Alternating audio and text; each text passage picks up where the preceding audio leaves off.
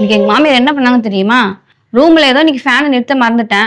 அதை பார்த்துட்டு வந்து கரண்ட் பில்னா நீயே கட்டுற, என் புள்ள தானே கட்டுறான், 4 காசு சம்பாதிச்சதானே உனக்கு அருமை தெரியும், கண்ணா பெண்ணான்னு திட்டிட்டு இருக்காங்க.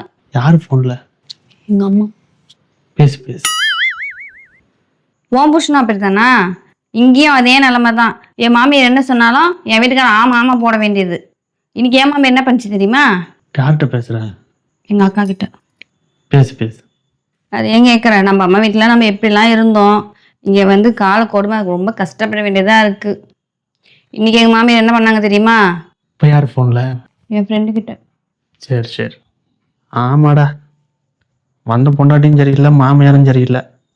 எங்க நம்ம சொல்றத அவங்களாம் கேட்குறாங்க, அவங்க சொல்றதான் நாம கேட்க வேண்டியதா இருக்கு. இன்னைக்கு என்ன நடந்துச்சு தெரியுமா? நில்லு. நானும் காலேருந்து பார்த்துட்டு இருக்கேன், யார் யாருக்கும் ஃபோன் பண்ணி என்னை பற்றியும் எங்கள் அம்மாவை பற்றியும் குறையா சொல்லிட்டு இருக்கேன். என்ன என் குடும்பத்தை அசிங்கப்படுத்துறியா? அவங்களாம் நாளை பின்னே நேரில் பார்த்தா என்ன நினைப்பாங்க? அசிங்கமாக நினைக்க மாட்டாங்க? இதே மாதிரி தொடர்ந்து பேசிட்டு இருக்கிறத நான் பார்த்தேன், ஃபோனை பிடிங்கி தூக்கி போட்டு உடச்சிருவேன். ஜாக்கிரதை. நாம சொல்ல வேண்டியதெல்லாம் இவ சொல்லிட்டு இருக்கா. உனக்கு வந்தா ரத்தம், எனக்கு வந்தா தக்காளி சட்னா.